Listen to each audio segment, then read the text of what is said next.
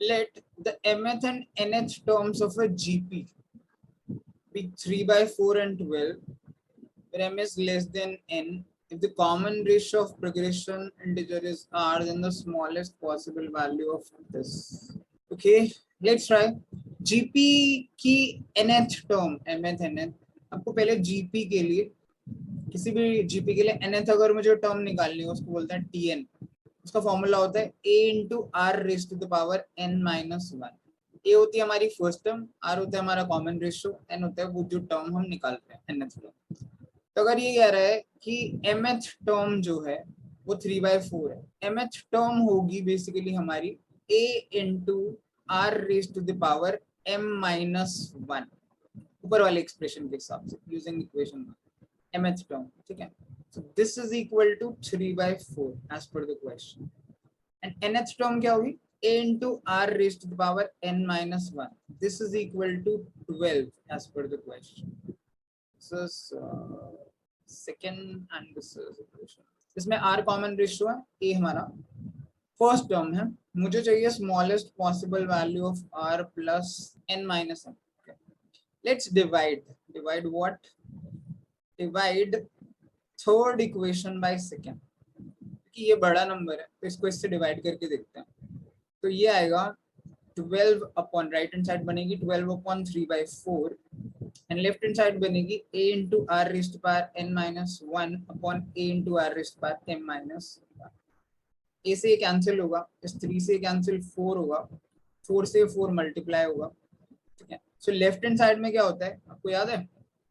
अगर base same हो और नंबर्स डिवाइड हो रहे हो, x की पावर a अपॉन x की पावर b, तो क्या होता है? पावर सब्ट्रैक्ट होती है. वी कैन राइट x की power a minus b. Similarly left hand side को हम लिखेंगे r raised to the power n minus 1 तो ऊपर ही था, minus m minus 1, using this concept जो मैंने अभी राइट हैंड साइड में एक्सप्लेन किया.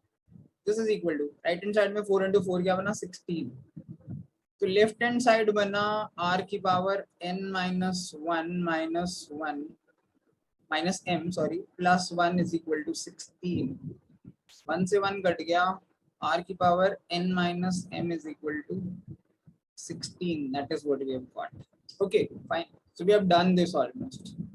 नाउ अब क्या है, हमको स्मॉलेस्ट पॉसिबल वैल्यू चाहिए r plus n minus m की.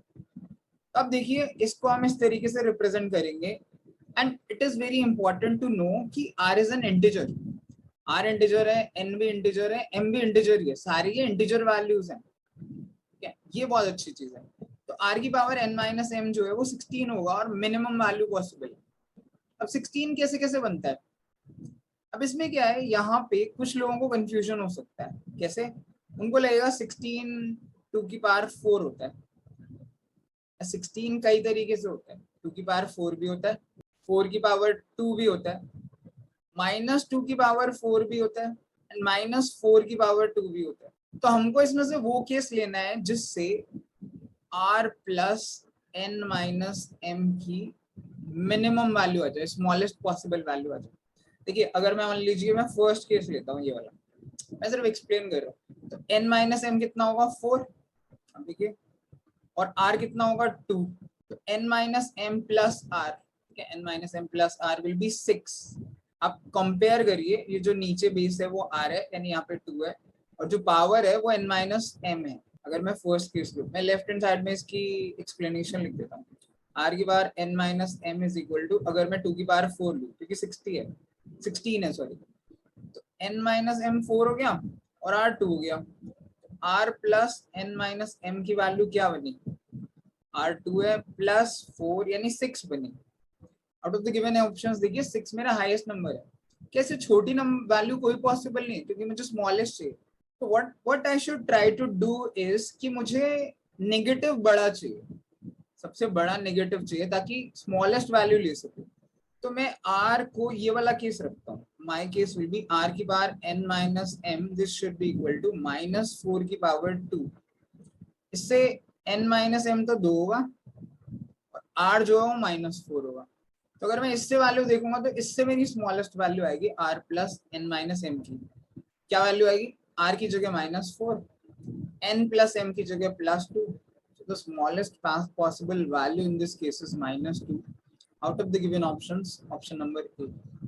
इसमें ये एक ट्रैप या कैच था कि 16 को आप किस तरीके से लिखो, बिकॉज ये ऐसे 4 तरीके से पॉसिबल है. इंटीजर वैल्यूज होनी चाहिए सारी, R, N, M सब इंटीजर. लेकिन what you have to be very careful about is कि आपको स्मॉलेस्ट पॉसिबल वैल्यू लेनी है. तो आपको ऐसा केस लेना है जिसमें सबसे छोटी वैल्यू आ जाए. तो वो मेरा केस नंबर 4 है. And this was the only trap hidden in this question. अगर आपने ये ट्रैप पकड़ लिया तो आपके लिए क्वेश्चन बहुत सिंपल था. But I would still call it a medium level question. You should watch the video multiple times and then try to solve it on your own. जो sequence and series खासकर GP से एक medium level question है CAT 2020 slot 2 का.